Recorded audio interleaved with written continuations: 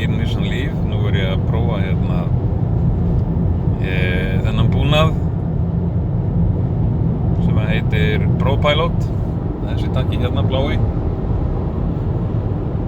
Það var að keyra fyrir mig, hann Adaptive Cruise Controller í gangi. Það nú bara elta þennan flutningabíl. Það mjög gott. Svo var nú bara að slökkva á sér hérna þessi ProPilot búnaður. Nei, hann kom inn í gang aftur. Það grænt stýrið þarna og grænt stýrið þarna. Þá á hún að keyra sjálfur, en sko, ég ekki að keyra. Ok. Nú erum búin að slökkva. En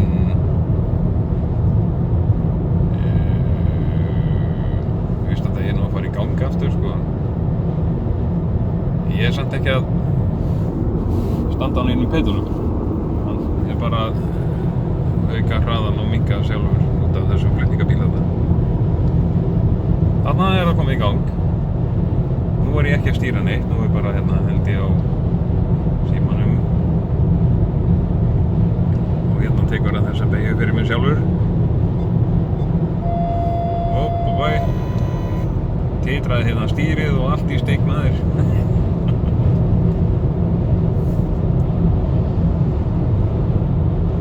Hvernig það fer í gang aftur, það ég ekki klár á. Það séu orðin svo máðar línurnar á veginum að hann fatti ekki alveg alltaf að hann eigi að stýra sjálfur. Mér finnst voða gott reyndar að hafa þetta Adaptive Cruise Control, elta næsta bíl fyrir framann. Ekkert endilega á svona vegi, en það sem til dæmis 90 km hámarkshraði og vegrið beggja megin og ekkert að hleypa neitt fram úr. Það voðalega gott að hafa þetta.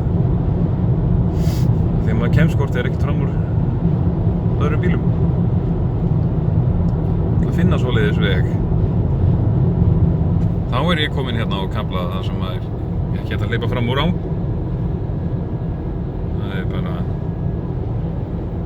já, ekki séns.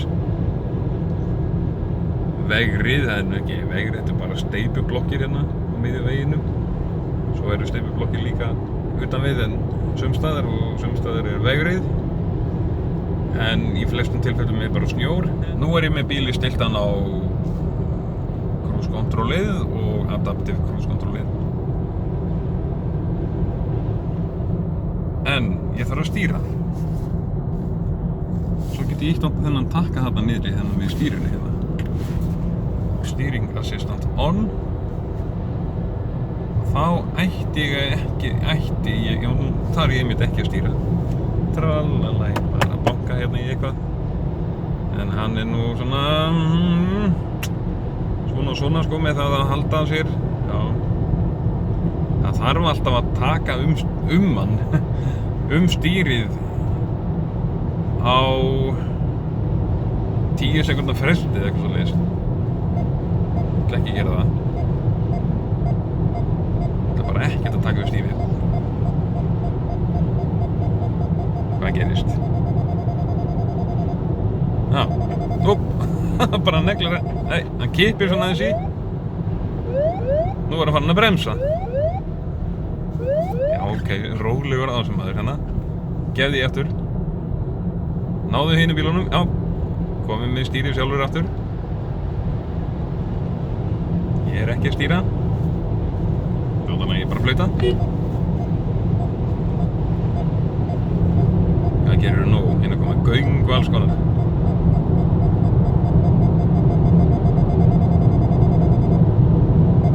Bremsar aðeins. Þetta vaknaði maður. Vaknaði aftur. Já.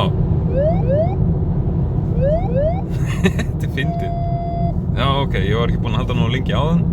En nú ég búinn að hreyfa stýrið og þarna varstu komin á nálægt gululínunni.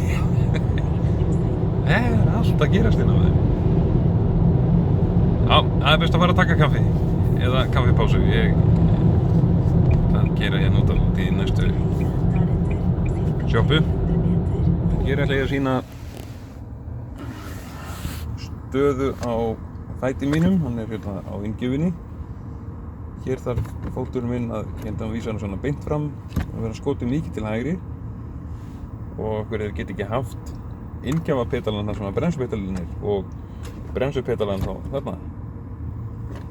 Þetta alveg ótrúlegt. Það að vera með inngjafarpetalan hægra megin í bílnum, ekki það? Jæja, meðan ég stend á þessum petala þá þarf ég að hafa löppina svona.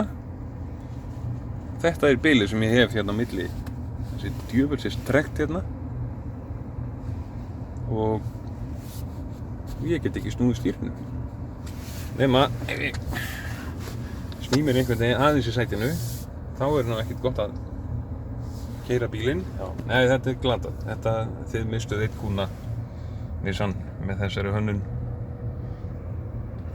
En það nú samt konum með svona almennilega skjálóks sem mælaborðið og alls konar svona upplýsingadæmi og analóg hraðamæli.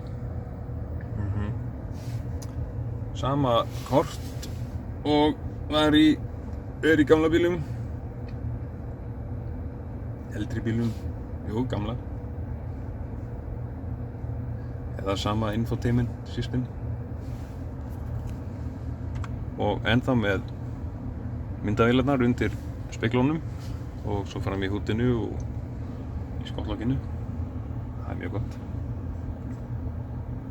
Og hérna spegillinn undir þessu spegli, nei, myndavélin undir þessu spegli, hún tekur mynd af hægra framhjólinu. Þá getur maður séð hérna þegar maður að leggja upp að kantsteini að þeir ekki að negla felgunni í eitthvað og skemma. En plásið í honum svona öðru leyti nú ekkert svo slæmt. Það á nú að vera meira í honum þessum heldur en gamla bílum. Það nú ekkert rosa mikið samt, sko. Ekki þannig. Það meira pláss í skottinu. Sem gott. Eins og ég mun nú sýna. Plássið í skottinu í eldri bílum ekki svona gott. Nei. Þar koma demparaturnar mikið innar. Alveg hérna. Í staði fyrir þarna. Þarna sko. Þeir eru ennþá með járnboxið utan bassabotninn, bassahátalarann. En jú, það miklu, ekki miklu, en það dálítið betra pláss í skottinu í þessum bíl heldur en gamla. Já.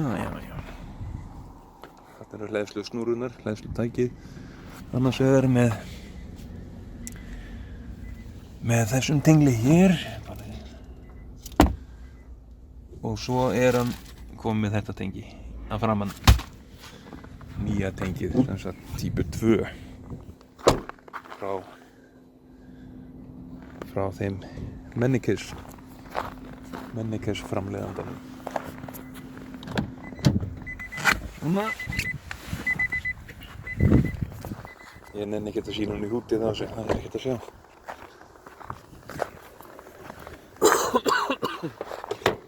Þetta leiðsluboltinn hérna. Hér semst komið típa 2. Það ennþá tjatjumótengið.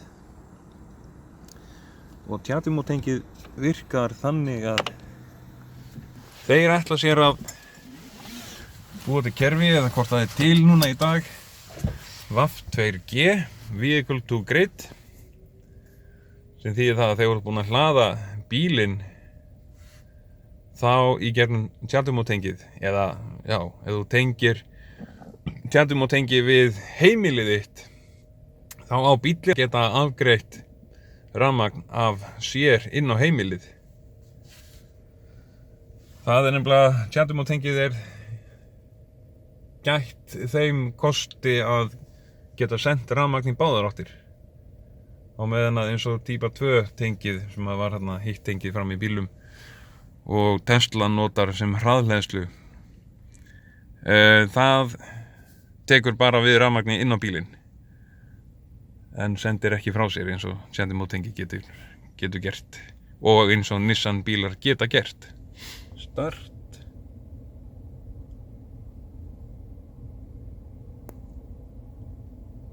Fortsett til den markerte ruten. Ok. Hér hef ég áttavitan í þessum gaur hérna, örinn hérna, það leiðsögukerfið. Svo getur líka fengið upp næstu beygju þegar að hún búin að reikna út næstu beygju. Veist það. Sjá, það hún næstu beygja. Það veist að ég beygja næst. Ó, það svo hár hérna. Jæja. Komdu nú með næstu beygju. Starter ruteveiledning Ja, det til kommer. destinasjonen. Fortsett på nåværende rute. Það e-pedallinn. Það magnað apparat. Kveikja á honum hérna. Sving til venstre. Nú er ég búinn að kveikja á e-pedalnum. Og hér er ég að keyra upp dálítið brekku. Og ég sleppi pedalanum alveg. Og þá stendur bílinn bara kjör í brekkunni. Raggast ekki, svo aðeins gef ég honum inn, þá fer hann bara á stað.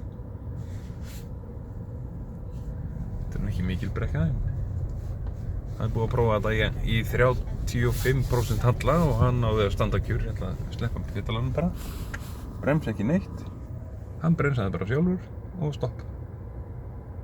Svo bara botgjöf. Já, aðeins spól svona. E-pedal, þetta er mjög sniðugt. Í þessu dæmi er hann að nota bæði rafmagnsmótorinn til að hægja á sér og þegar hann þarf að stoppa alveg þá notar hann bremsuklósana líka. Þó að ég stígi ekki á bremsupedalinn.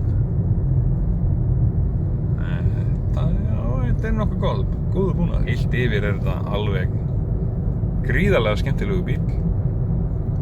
Aðeins svo lítið í honum batterið ennþá, en það kemur ný típa, eða já, kemur stærra batteri í haust, eða næsta vetur, eða á næsta ári, snemma næsta ári, ég man ekki hvort það er.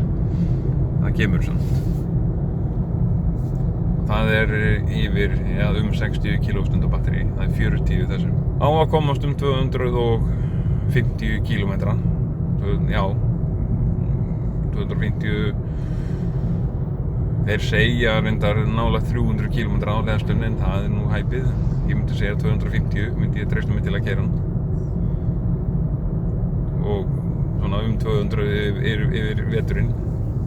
Gerði könnun á intervefnum hvort að fólk vildi hafa digital hraðamæli eins og er í eldri bílnum eða hvort að fólk vildi fá svona analóg, og það voru mjög margir, það var mjög hátt prósent sem vildi frekar analóg hraðamæli heldur en digitalmælin. Þessi er ekkert réttari, alls ekki, hann sýnir 10 km og mikið líka eins og í hinnum bílum, en fólk vildi þetta. Hann er ágætlega sprækur,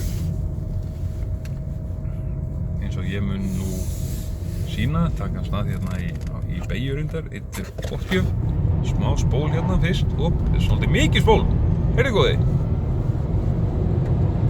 Þetta var bjóst nú ekki þessu. Ég tek þetta aftur eftir annar staðar. 1, 2 og botgjöf.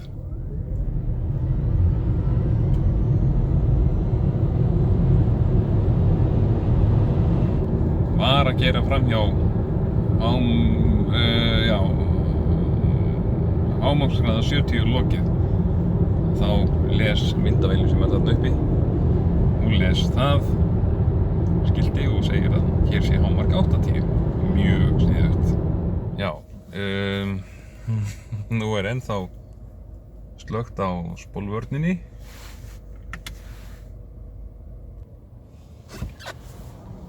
Það var að seinast að pröfa af 0 til 100 og aftur engin spólvörn með skú.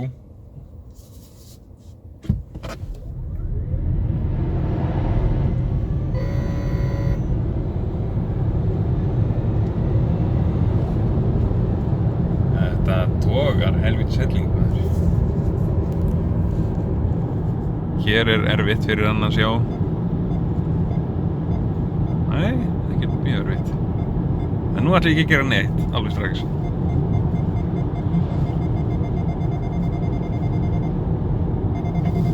Já, vaknaðu. Vaknaðu. Haltu áfram að vakna. Já, og bara hasar ljósin og allt dótið maður. Þetta fyndið. Það bara 70 á markina og best að hægja á sig niður í 80 á krúsi, það 70. Þetta heitir ekki autopilot. Þetta heitir ProPilot hjá þeim, en þetta ekki ProPilot, þetta ekki Pro. Første avkjørsel, deretter Þetta bara eiginlega amatörpilot, myndi ég segja.